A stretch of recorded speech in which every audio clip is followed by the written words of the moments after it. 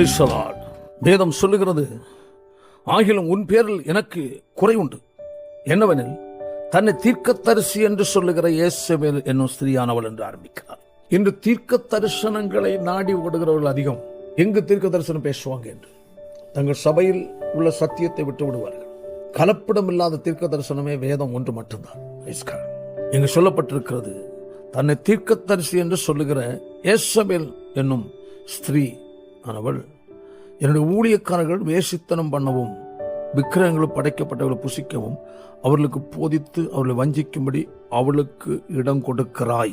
சபைக்குள் தவறான போதனைக்கு இடம் கொடுப்பது, அப்படிப்பட்ட பாவங்களை செய்கிறவர்களுக்கு சபையில் இடம் புல்பிட்ல ஏத்துறது, விபச்சாரக்காரர்களுக்கும் தவறான போதனை கொடுக்கிறவர்களுக்கும் சபையின் மேடையில் இடம் கொடுப்பது ஆபத்தானது.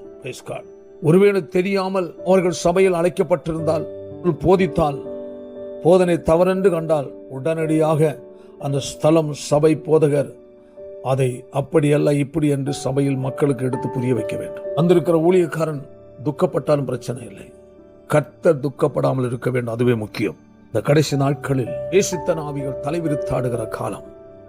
ரட்சிக்கப்பட்ட தேவ ஜனம் என்று சொல்லுகிறவர்கள், ஊழியக்காரன் என்று சொல்லுகிறவருடைய வாழ்க்கைகள், குடும்பங்களில் டைவர்ஸ், கண்டபடி வாழ்வது, பணத்தின் பின்னாய் ஓடுவது, நான் ஆசையை தான் இருப்பது மட்டுமல்ல, ஜனங்களுக்குள்ளும் பண ஆசையை தூண்டுவது, இப்படிப்பட்ட தவறான போதனைகள். அதே போல ஒன்றுதான் இயேசபேலுடைய போதனை. ஆமென். வேசித்தன ஆவிக்கு இடம் கொடுப்பது, பிழையாமனுடைய போதனை, விக்கிரகங்கள் படைக்கப்பட்டதை புசிக்கவும் வேஷத்தனம் செய்வதற்கும் தவறாய் ஆலோசனை கொடுத்தது. இன்று சபைகளுக்குள் தலதூக்கி நின்று கொண்டிருக்கிற போதனைகள் இப்படிப்பட்டவைகள் தான். தரம் இழந்து நிற்கிறது. ஊழியக்காரர்களும் அநேகர் தரமில்லாதவர்களாக நின்று கொண்டிருக்கிறார்கள். கற்றுக்கொள்ள விருப்பமில்லை, கற்றுவிட்டேன் என்ற ஒரு சிந்தை மட்டும்தான்.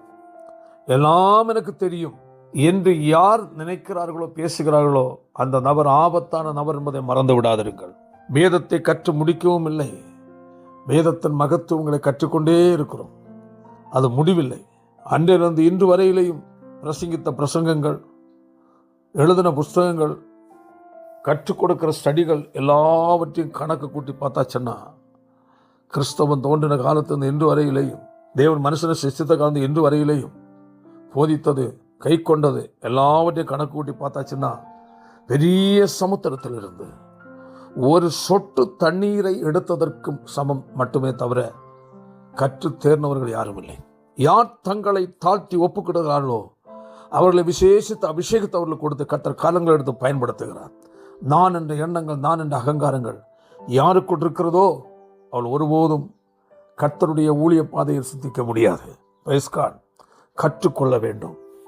காரணம், ஒரு காலத்தில் என்னுடைய சிறு பருவத்தில் பார்க்கும்போது, ஒரு ஊழியக்காரன் ஒரு பாஸ்டராக மாற வேண்டும் என்றால் அவன் எங்கு ரட்சிக்கப்பட்டு வைக்கப்பட்டிருக்கிற அந்த சபைக்குள் அவன் அடங்கி இருந்து உருவாக்கப்பட வேண்டும், அங்கு பணிவிடை செய்ய வேண்டும்.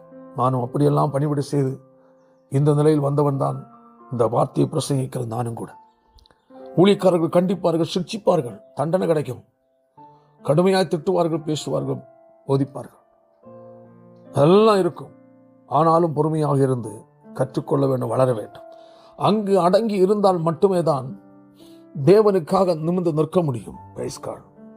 உருவாக்கப்பட்டு அநேக ஆண்டுகள் சபைக்குள் அந்த நபர் சாட்சி உள்ளவன் தான் இவன், பரிசுத்தம் உள்ளவன் தான் இவன், இவனை நம்பி இந்த ஊழியத்தை ஒப்படைக்கலாம் என்றுள்ள சாட்சி சபைக்குள்ளேயும் சமுதாயத்துக்குள்ளேயும் தேவனுடைய ஊழியருக்கு முன்பதாகவும் தேவனும் முன்பதாகவும் அவன் உண்மையான ஒரு பரிசுத்தவான் என்று நிரூபிக்கப்பட்டிருக்க வேண்டும். அதன் பிறகுதான் சபையில் வேறு ஏதாவது ஒரு ஊழிய காரியங்களை சிறிதாக செய்ய கொடுப்பார்கள், சின்ன பொறுப்புகளை கொடுத்து பார்ப்பார்கள், எந்த நிலையில் இருக்கிறான் என்று. அதில் மனமேற்றுமை கொண்டு விட்டால் அந்த பொறுப்பையும் பறித்து விடுவார்கள். அதில் மனத்தாழ்மையோடு இருந்து அவன் வருஷங்கள் கடந்து செல்லும் போதுதான் கடைசியாக ஏதாவது கர்த்தருடைய வார்த்தைகளை பேசுவதற்கோ, சங்கீதங்கள் அறிவுரைக்கு சொல்வதற்கோ, வேறு ஏதாவது சின்ன சின்ன ஊழியங்களை செய்வதற்கோ பொறுப்பை கொடுப்பார்கள்.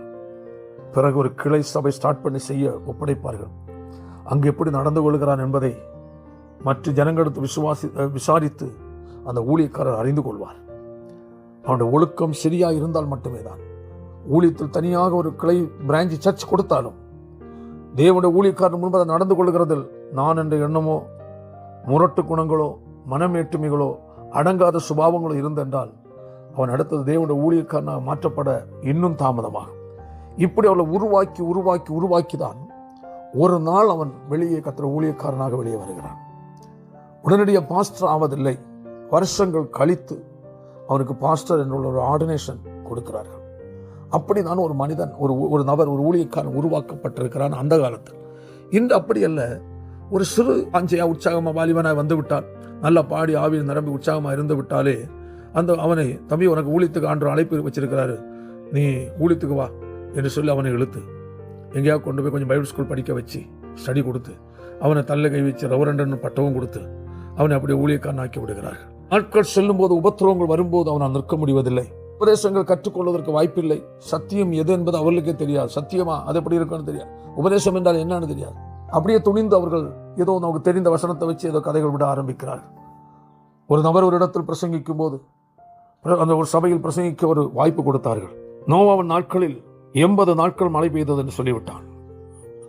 இல்லையே 40 நாள் தானே என்று சொன்னவுடன் இல்லை இரவு 40 பகல் 40 என்று அங்கு பேச ஆரம்பித்து விட்டான். ஜனங்கள் எல்லாரும் தலை கவுந்து விட்டார்கள். எவ்வளவு பெரிய தப்பு! வேதத்தின் காரியங்கள் கற்றுக்கொள்வதற்கு இருப்பதில்லை, தனக்கு மனசில் தோன்றுகிறது போல பேசுவது. எவ்வளவோ காரியங்கள். இன்னும் ஒரு நபர் ஒரு ஊழியர் மீட்டிங்கில் நாங்கள் டிஸ்கஸ் பண்ணி கொண்டிருக்கும் போது, அதில் வார்த்தைகளை குறித்து பேசிக் கொண்டிருக்கும் போது ஒரு ஊழியக்காரருக்கு ஒரு சந்தேகம். யோவான் எழுதின சுவிசேஷத்தை எழுதினவரும் இயேசுவுக்கு ஞானஸ்தானம் கொடுத்த யோவான் ஸ்நானனும் 2 பேரும் ஒன்றென்று பேச ஆரம்பித்து விட்டார். எவ்வளவோ வசனங்கள் எடுத்து விளக்கம் கொடுத்த போதிலும் அவர் ஏற்றுக்கொள்ளவே இல்லை. 2 பேரும் ஒன்றுதான். இப்படி அவர் பெரிய ஒரு சபை வைத்திருக்கிறார். வேதத்தின் உண்மை காரியங்களை கற்றுக்கொள்ள அவர்கள் நிற்கவில்லை. வேறொருவர் போதிக்கிறார், பழைய ஏற்பாட்டில் உள்ள சவுலை கர்த்தர் புதிய ஏற்பாட்டில் பவுலாய் மாற்றினார் என்று. எப்படி இருக்கு யோசித்து பாருங்கள். இப்படிப்பட்ட வேத அறிவற்றவர்கள் வேதத்தை எடுத்துக்கொண்டு ஊழியம் செய்ய புறப்பட்டு விட்டால் அவருடைய சிந்தை பூரா பணத்தில் தான் இருக்கும். எப்படியாவது பணம் கலெக்ஷன் பண்ணணும், எப்படியாவது தானியங்கள் வாங்க வேண்டும், குடும்பத்தை எப்படியாவது நடத்தணும், கொஞ்சம் பேர் மக்கள் வரணும், நம்ம ஏதாவது பேசினாக்க அவங்க எல்லாம் போயிடுவாங்க, அவங்க எப்படி வாழ்ந்தாலும் பரவாயில்ல, நமக்கு பணம் தான் முக்கியம் என்று சொல்லி நடக்கிற ஊழியர் உண்டு. தேவனுடைய பிள்ளைகளே, இப்படிப்பட்ட இடங்கள் நீங்கள் சென்று அகப்பட்டிருப்பீர்கள் என்றால் அந்த இடத்தை உங்களை விடுவித்துக் கொள்ளுங்கள். நீங்கள் இருக்கிற இடங்கள் எங்க இருந்தாலும் சத்தியத்தை சத்தியமா போதிக்கிற இடம் இருக்கிறதா, அங்கு நீங்கள் கடந்து செல்லுங்கள். பேஸ்கால் சத்தியம் இல்லாத சபைக்குள் நீங்கள் இருந்து வீணாக நேரத்தை வீணடிக்க வேண்டாம். கர்த்தர் உங்களை அழைத்ததற்கு ஒரு நோக்கம் உண்டு. தேவராஜ்யத்திற்காக உங்களை அவர் தெரிந்து கொண்டிருக்கிறார். இந்த நாட்களில் உங்கள் அலங்கத்தை ஒன்று சோதித்து பாருங்கள். உபதேச சத்தியமாகி அலங்கம் சரியா இருக்கிறதா, இல்லை உபதேச சத்தியமாகி அலங்கம் இடிக்கப்பட்டிருக்கிறதா, ஒன்று நீங்கள் பாருங்கள். தேவன் முன்பதாக உங்களை நிறுத்துங்கள். மனுஷன் முன்பதாக நீங்கள் எப்படி இருக்கிறீர்கள் பாருங்கள். உங்கள் மனசாட்சியின்படி குற்றமற்றவர்களாக இருக்கிறீர்களா? இன்று தேவ சமூகத்தில் உங்களுக்கு ஒப்புக் கொடுங்கள். வேறுபட்ட வாழ்க்கை உங்களுக்கு தேவை. ஆமென். கர்த்தர் அதற்காகவே நம்மை தெரிந்து கொண்டிருக்கிறார். மாறுபாடுள்ள இந்த சந்ததியை விட்டு விலகி உங்களை ரட்சித்துக் கொள்ளுங்கள் என்று பற்றி சொன்னார். வேதம் சொல்லுகிறது. அவன் அந்த ஜனங்கள் ஜாதிகளோடு கலவாமல் தனியே வாசமாக இருப்பார்கள். கர்த்தராகிய நான் பரிசுத்தராக இருக்கிறபடினாலே நீங்கள் எனக்கு ஏற்ற பரிசுத்தவான்களாக இருப்பீர்களாக. நீங்கள் என்னுடையவர்களாக இருக்கும்படிக்கு உங்களை மற்ற ஜனங்களை விட்டு பிரித்தெடுத்தேன் என்று கர்த்தர் சொல்லுகிறார். அவளோட சம்பந்தம் கலவாயாக உன் குமாரத்திகளை அவர்கள் குமாரனுக்கு கொடாமலும் அவர்கள் குமாரத்திகளை உன் குமாரனுக்கு கொள்ளாமலும் இருப்பாயாக வேறு சொல்லுகிறது. Praise God. அன்பான கர்த்தருடைய பிள்ளைகளே, வேறு சத்தியத்தை கேட்கிற உங்கள் வாழ்க்கை நிதானித்து பாருங்கள். வேறுபட்ட வாழ்க்கை கிறிஸ்தவ வாழ்க்கை தேவை. ஒரு உபதேச சத்தியமாகிய அலங்கம் இல்லை என்றால், அதற்கு நீ கீழ்ப்படியவில்லை என்றால், அலங்கம் இல்லாத பாதுகாவலற்ற ஒரு கிறிஸ்தவன் அந்த உலகத்தில் வாழ வேண்டியவர். உலகத்தில் இருக்கிற எல்லா அருவருப்புகளும் உன்னை தேடி வரும். வளர வேண்டிய இடத்தில் முறையாயிருந்து வளராததனால் தான் பாவத்தையும் அக்கிரமத்தையும் செய்து தாறுமாறாய் ஓடிக்கொண்டிருக்கிற அநேகரை என்று நாம் பார்க்க முடியும். வசனத்தை கேட்கிற அன்பான தேவனுடைய பிள்ளைகளே, அன்பான என் உடன் ஊழியர்களே, நம்முடைய வாழ்க்கை எப்படி இருக்கிறது? நம்முடைய போதனை எப்படி இருக்கிறது? கர்த்தர் வரப்போகிறார். அவர் அதிசீக்கிரமாக வெளிப்பட போகிறார். இந்த நாட்களில் நம்முடைய வாழ்க்கையை ஒரு சீர் செய்து நம்முடைய உபதேச சத்தியமாகிய அலங்கம் சரியாக இருக்கிறதா என்று பார்த்து தொடர்ந்து நாம் பயணிப்போம். கர்த்தர் இந்த வார்த்தைகளை உங்களை ஆசீர்வதிப்பாராக. ஒரு நிமிடம் ஜெபிப்போம். நல்ல பிதாவே, நல்ல வேலைக்காக உமக்கு நன்றியப்பா. வேறுபட்ட வாழ்க்கையை குறித்து சில பகுதிகளாக உடைய ஜனத்துக்கு கொடுக்க கத்த உதவி செய்து அதற்காக ஸ்தோத்திரம். சத்தியத்தை கேட்டவோடு வாழ்க்கையில் தேவன் கிரியை நடப்பி யாராகிலும் வழிவிலகி இருந்தால் மீண்டும் கர்த்தருக்குள் திரும்பி வர கர்த்தர் தேவ பிள்ளைகளுடைய உள்ளங்கள் இடைபட வேண்டும் என்று செபிக்கிறேன். கேட்ட ஒவ்வொரு ஆசீர்வதி இயேசுவின் மூலம் ஜெபிக்கிற ஜெபங்கள் நல்ல பிதாவே. ஆமென், ஆமென்.